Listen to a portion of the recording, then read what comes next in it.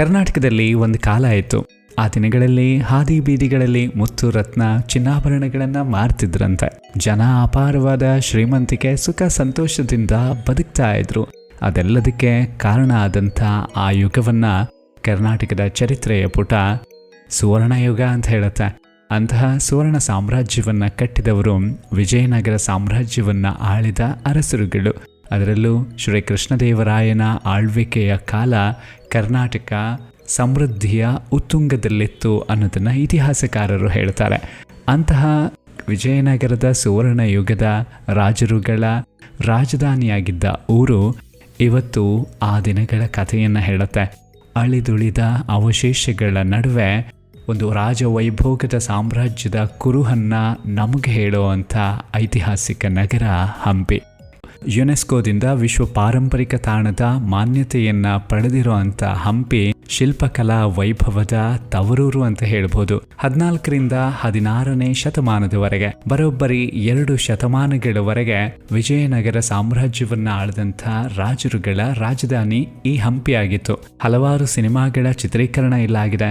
ವಿಶ್ವದ ನಾನಾ ಕಡೆಗಳಿಂದ ಸಂಶೋಧಕರು ಇಲ್ಲಿ ಬಂದು ಸಂಶೋಧನೆಯನ್ನು ಇವತ್ತಿಗೂ ಕೂಡ ಮಾಡ್ತಾನೆ ಇದ್ದಾರೆ.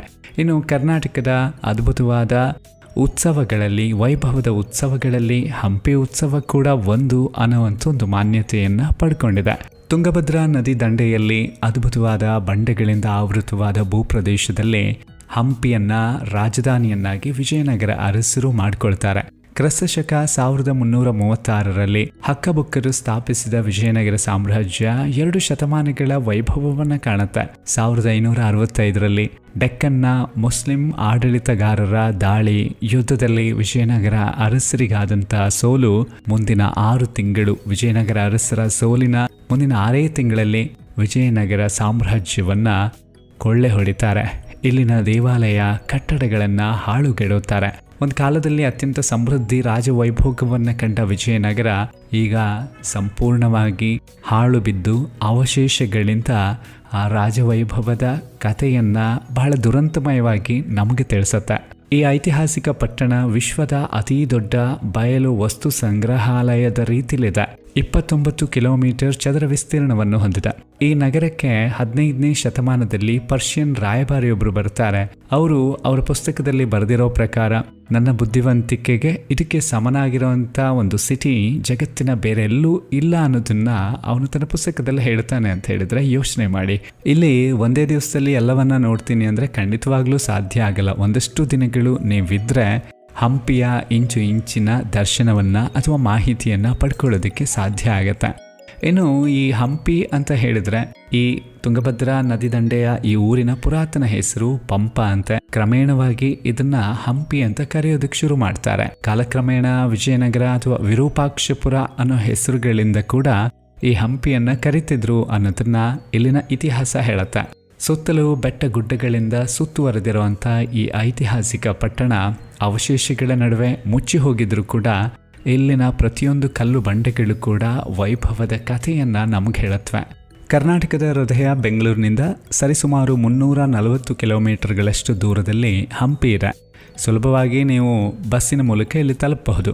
ಟ್ರೈನಲ್ಲಿ ನೀವು ಹೋಗ್ತೀರಿ ಅನ್ನೋದಾದರೆ ಹಂಪಿಗೆ ಹತ್ತಿರದ ರೈಲ್ವೆ ಸ್ಟೇಷನ್ ಇರೋದು ಹಂಪಿಯಿಂದ 12 ಕಿಲೋಮೀಟರ್ ದೂರದಲ್ಲಿರೋ ಹೊಸಪೇಟೆ ರೈಲ್ವೆ ಸ್ಟೇಷನ್.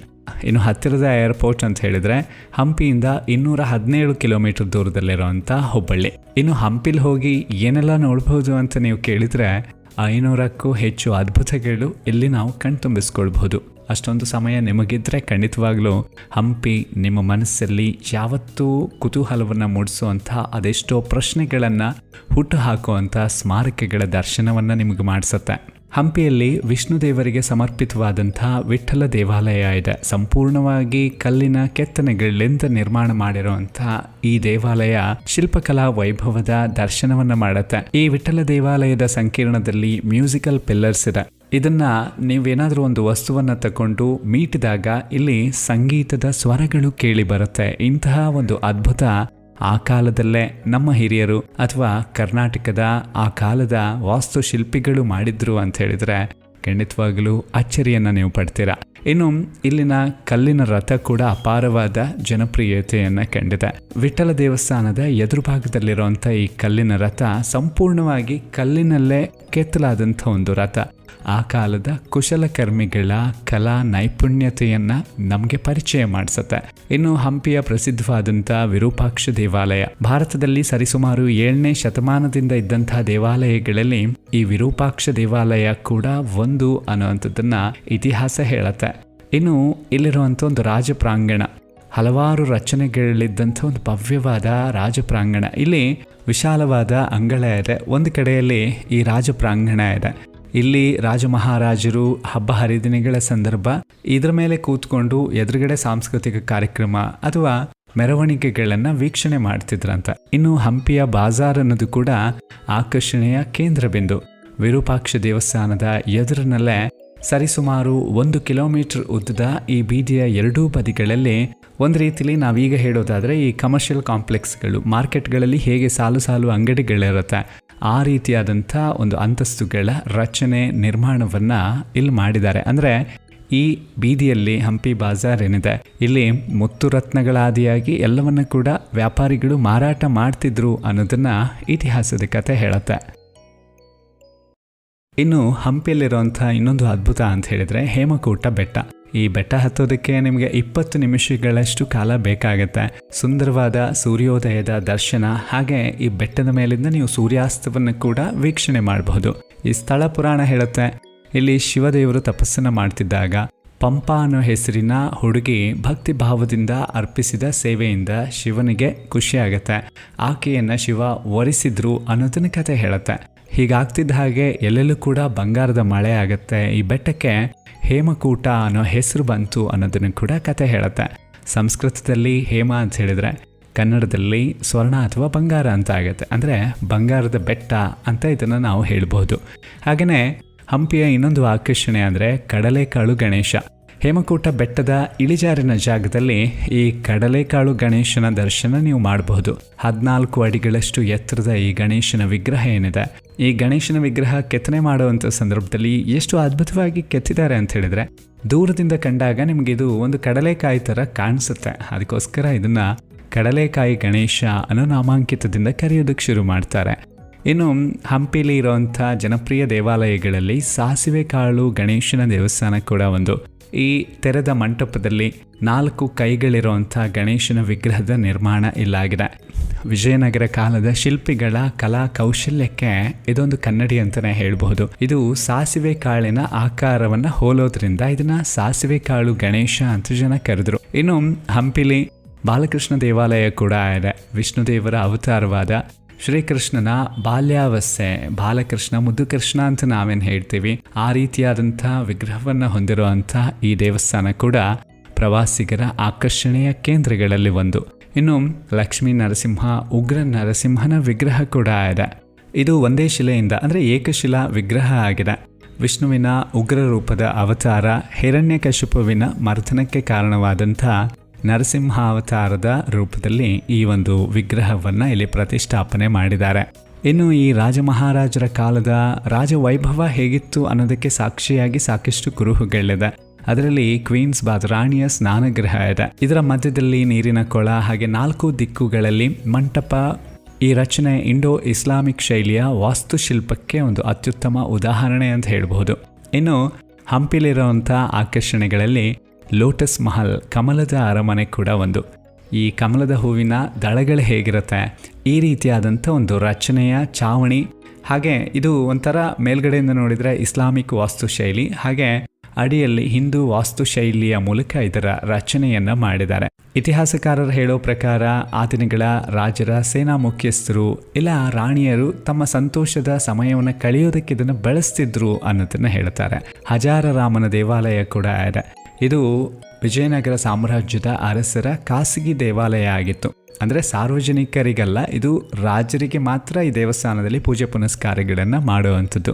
ಈ ದೇವಾಲಯದ ಹೊರ ಗೋಡೆಗಳಲ್ಲಿ ಅತ್ಯಂತ ಆಕರ್ಷಕವಾದ ಕೆತ್ತನೆಗಳನ್ನು ಹಾಗೆ ರಾಮಾಯಣದ ಕಥೆಯ ಕೆತ್ತನೆಗಳನ್ನು ಕೂಡ, ಅಂದರೆ ಒಂದಷ್ಟು ಆ ಕತೆ ಹೇಗಿತ್ತು ಅನ್ನೋದನ್ನ ಹೇಳುವಂಥ ಚಿತ್ರಗಳನ್ನು ಇಲ್ಲಿ ಕೆತ್ತನೆ ಮಾಡೋ ಪ್ರಯತ್ನ ಮಾಡಿದ್ದಾರೆ.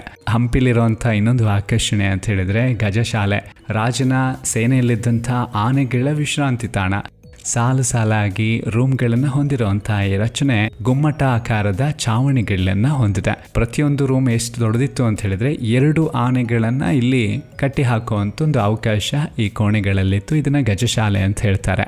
ಇನ್ನು ಸಾಕಷ್ಟು ದೇವಾಲಯಗಳಿರುವಂಥ ಹಂಪಿಲಿ ಪಟ್ಟಾಭಿರಾಮ ದೇವಾಲಯ ಕೂಡ ಒಂದು, ಹಾಗೆ ಅಚ್ಯುತರಾಯನ ದೇವಾಲಯ ಕೂಡ ಇಲ್ಲಿ ಇದೆ. ವಿಷ್ಣುವಿನ ಮತ್ತೊಂದು ರೂಪ ಅಂತ ಹೇಳುವಂಥ, ವಿಷ್ಣುವನ್ನ ಅಚ್ಯುತ ಅಂತ ಕೂಡ ಹೇಳ್ತಾರೆ, ಅಚ್ಯುತರಾಯನ ದೇವಾಲಯ ಹಂಪಿಲಿದೆ. ಇನ್ನು ಹಂಪಿಯ ಹತ್ತಿರದಲ್ಲೇ ಆಂಜನೇಯ ದೇವರಿಗೆ ಸಮರ್ಪಿತವಾಗಿರುವಂಥ ದೇವಾಲಯ ಆಂಜನೇಯ ಬೆಟ್ಟ ಅಂತ ಕೂಡ ಕರೀತಾರೆ. ಹನುಮಂತ ದೇವರು, ವೀರ ಆಂಜನೇಯ ಈ ಬೆಟ್ಟದಲ್ಲಿಯೇ ಜನ್ಮವನ್ನ ಎತ್ತಿದ್ರು ಅನ್ನುವಂಥ ಒಂದು ಕಥೆಯನ್ನು ಕೂಡ ನಮ್ಮ ಪುರಾಣ ಹೇಳುತ್ತೆ. ಇನ್ನು ಹಂಪಿಯಲ್ಲಿ ಮಲಯವಂತ ರಘುನಾಥ ದೇವಾಲಯ ಕೂಡ ಇದೆ. ಇದಕ್ಕೆ ರಾಮಾಯಣದ ಕಥೆ ಜೊತೆ ಒಂದು ಕನೆಕ್ಷನ್ ಇದೆ ಅಂತ ಇತಿಹಾಸಕಾರರು ಹೇಳ್ತಾರೆ. ರಾಮಲಕ್ಷ್ಮಣರು ವನವಾಸವನ್ನ ಮಾಡುವಂಥ ಸಂದರ್ಭದಲ್ಲಿ ಇಲ್ಲಿಗೆ ಬಂದಾಗ ಮಳೆ ಬಂತಂತೆ. ಆಗ ಮಳೆಯಿಂದ ರಕ್ಷಣೆ ಪಡೆಯೋದಕ್ಕೆ ಶ್ರೀರಾಮದೇವರು ಮಲಯವಂತ ಬೆಟ್ಟದ ತುದಿಗೆ ಬಾಣ ಬಿಟ್ಟಾಗ ಅಲ್ಲೊಂದು ಸೀಳು ಉಂಟಾಗುತ್ತೆ. ಅದರಲ್ಲಿ ರಾಮ ಲಕ್ಷ್ಮಣ ಇಬ್ರು ಆಶ್ರಯ ಪಡೆದ್ರು. ನಂತರ ಗೋಪುರವನ್ನು ನಿರ್ಮಿಸಿ ಒಳಗೆ ಕಲ್ಲಿನಲ್ಲೇ ರಾಮ ಲಕ್ಷ್ಮಣ ಹಾಗೆ ಸೀತೆ ನಿಂತಹ ಭಂಗಿ, ಹನುಮಂತ ಮಂಡಿಯೂರಿ ಕುಳಿತ ಒಂದು ಚಿತ್ರವನ್ನು ಇಲ್ಲಿ ಕೆತ್ತಲಾಗಿದೆ. ಇನ್ನು ಹಂಪಿಯ ಒಳಗೆ ನೀವು ಪ್ರವೇಶ ಮಾಡಬೇಕಾದ್ರೆ ಒಂದು ದ್ವಾರ ಇದೆ. ಇದನ್ನ ತಲರಿಗಟ್ಟ ದ್ವಾರ ಅಂತ ಕೂಡ ಕರೀತಾರೆ. ಈಗ ನಾವು ಹೈವೇಗಳಲ್ಲಿ ಹೋಗಬೇಕಾದ್ರೆ ಹೇಗೆ ಟೋಲ್ ಗೇಟ್ ಇತ್ತು, ಆ ರೀತಿಯಾಗಿ ಆ ದಿನಗಳಲ್ಲಿ ಇದರ ಉಪಯೋಗ ಆಗ್ತಿತ್ತು ಅನ್ನೋದನ್ನು ಕೂಡ ಇತಿಹಾಸಕಾರರು ಹೇಳ್ತಾರೆ. ಇನ್ನು ವಿಜಯನಗರದ ಹಂಪಿಯ ಸ್ಮಾರಕಗಳ ಬಗ್ಗೆ ಹೇಳ್ತಾ ಹೋದಾಗ ಗೆಜ್ಜಲ ಮಂಟಪ ಇರಬಹುದು, ಕುದುರೆಗೊಂಬೆ ಮಂಟಪ ಇರಬಹುದು, ಕೋದಂಡರಾಮನ ದೇವಾಲಯದಿಂದ ವಿಠ್ಠಲ ದೇವಾಲಯಕ್ಕಿರುವಂತಹ ಮಾರ್ಗದಲ್ಲಿ 2 ಅಂತಸ್ತುಗಳ ಮಂಟಪ, ಇದೆಲ್ಲವೂ ಕೂಡ ಎಲ್ಲರ ಮನಸ್ಸನ್ನು ಸೆಳೆಯುತ್ತೆ. ಇನ್ನೊಂದು ಪುರಂದರದಾಸ ಮಂಟಪ ಇದೆ. ದಾಸಶ್ರೇಷ್ಠರಾದ ಕವಿ ಪುರಂದರದಾಸರಿಗೆ ಮುಡಿಪಾಗಿರುವಂಥ ಒಂದು ಮಂಟಪ. ಇಲ್ಲಿ ಸಾಕಷ್ಟು ಧಾರ್ಮಿಕ ಆಚರಣೆಗಳನ್ನು ಕೂಡ ಮಾಡ್ತಾ ಇದ್ರು. ಮಾತ್ರ ಅಲ್ಲ, ಪುರಂದರದಾಸರು ಹಲವಾರು ಗೀತೆಗಳ ರಚನೆ, ಸಂಗೀತವನ್ನು ಇಲ್ಲೇ ಮಾಡಿದ್ರು ಅನ್ನೋದನ್ನು ಕೂಡ ಇತಿಹಾಸ ಹೇಳುತ್ತೆ. ಇನ್ನು ಪುರಂದರದಾಸ ಮಂಟಪದ ದಕ್ಷಿಣ ದಿಕ್ಕಿಗೆ ನೀವು ಹೋದರೆ ಪುರಾತನವಾದಂಥ ಸೇತುವೆ ಇದೆ, ಹಾಗೆ ಚಂದ್ರಮೌಳೀಶ್ವರ ದೇವಾಲಯ ಇದೆ, ಕೋದಂಡರಾಮನ ದೇವಾಲಯ ಇದೆ, ಬಡವಲಿಂಗ ಅನ್ನುವಂಥ ಒಂದು ಶಿವಲಿಂಗವನ್ನು ಕೂಡ ಇಲ್ಲಿ ನೀವು ದರ್ಶನವನ್ನ ಮಾಡಬಹುದು. ಹಾಗೆಯೇ ಏಕಶಿಲೆಯಲ್ಲಿ ಕೆತ್ತಿರುವಂಥ ನಂದಿಯ ವಿಗ್ರಹವನ್ನು ಕೂಡ ನೀವು ಹಂಪಿಲಿ ನೋಡಬಹುದು. ಹಂಪಿಗೆ ಹೋಗೋದು ಅಂತ ಹೇಳಿದ್ರೆ ಒಂದು ರಾಜ್ಯದ ರಾಜಧಾನಿಗೆ ಹೋದ ಹಾಗೆ. 400-500 ವರ್ಷಗಳ ಹಿಂದಿನ ದಿನದಲ್ಲಿ ರಾಜ ಮಹಾರಾಜರ ಕಾಲದಲ್ಲಿ ಒಂದು ಶ್ರೀಮಂತವಾದ ಜನಪರ ಕಾಳಜಿಯ ಅಥವಾ ಜನರಿಗೆ ಒಳ್ಳೆಯ ಸೌಲಭ್ಯಗಳನ್ನು ನೀಡಬೇಕು, ನನ್ನ ರಾಜ್ಯ ಎಲ್ಲರ ಆಕರ್ಷಣೆಯ ಕೇಂದ್ರ ಆಗಬೇಕು ಅನ್ನುವಂಥ ಕನಸನ್ನು ಹೊಂದಿದ, ದೂರದೃಷ್ಟಿಯನ್ನು ಹೊಂದಿದ ಒಬ್ಬ ರಾಜ ಅಧಿಕಾರದಲ್ಲಿದ್ದರೆ ಏನೆಲ್ಲ ಕೆಲಸಗಳನ್ನು ಮಾಡ್ತಾನೆ, ಹೇಗೆ ಒಂದು ನಗರದ ಸೌಂದರ್ಯವನ್ನು ಆತ ಹೆಚ್ಚಿಸ್ತಾನೆ, ಇದೆಲ್ಲವನ್ನು ನೀವು ಅರ್ಥ ಮಾಡ್ಕೊಳ್ಬೇಕು ಅಂತ ಹೇಳಿದ್ರೆ ಖಂಡಿತವಾಗ್ಲೂ ಹಂಪಿಗೆ ಭೇಟಿಯನ್ನು ನೀಡಲೇಬೇಕು. ಭಾರತದ ಹೆಮ್ಮೆಯ ಪಾರಂಪರಿಕ ತಾಣ, ವಿಶ್ವದ ಶ್ರೇಷ್ಠ ಪಾರಂಪರಿಕ ತಾಣಗಳಲ್ಲಿ ನಮ್ಮ ಕರ್ನಾಟಕದ ಹಂಪಿ ಕೂಡ ಒಂದು ಅನ್ನೋದು ನಮ್ಮೆಲ್ಲರಿಗೂ ನಿಜವಾಗ್ಲೂ ಒಂದು ಹೆಗ್ಗಳಿಕೆಯ ವಿಷಯ ಅಲ್ವಾ. ಸಾಧ್ಯ ಆದರೆ ಹಂಪಿಯ ದರ್ಶನ ಮಾಡಿದ್ದಿದ್ರೆ ಓಕೆ, ಮಾಡಲಿಲ್ಲ ಅಂತ ಹೇಳಿದರೆ ಒಮ್ಮೆ ಹಂಪಿಗೆ ಹೋಗಿ. ಯಾಕಂದರೆ ನಮ್ಮ ಪರಂಪರೆ, ನಮ್ಮ ಇತಿಹಾಸ, ನಮ್ಮ ಹಿರಿಯರು ಆ ಕಾಲ ಹೇಗಿತ್ತು ಅನ್ನೋದನ್ನು ನಿಮಗೆ ಬಿಡಿ ಬಿಡಿಯಾಗಿ ಎಳೆ ಎಳೆಯಾಗಿ ಮನಸ್ಸಿಗೆ ಮುಟ್ಸೋವಂಥ ಒಂದು ನಗರ ಇದ್ದರೆ ಅದರಲ್ಲಿ ಹಂಪಿ ಅಗ್ರಸ್ಥಾನದಲ್ಲಿರುತ್ತೆ. ಕರ್ನಾಟಕದ ಇತಿಹಾಸದ ಪುಟಗಳು, ಐತಿಹಾಸಿಕ ನಗರಗಳು, ಆಕರ್ಷಣೆಯ ಕೇಂದ್ರಗಳು, ಈ ಕರ್ನಾಟಕ ದರ್ಶನ.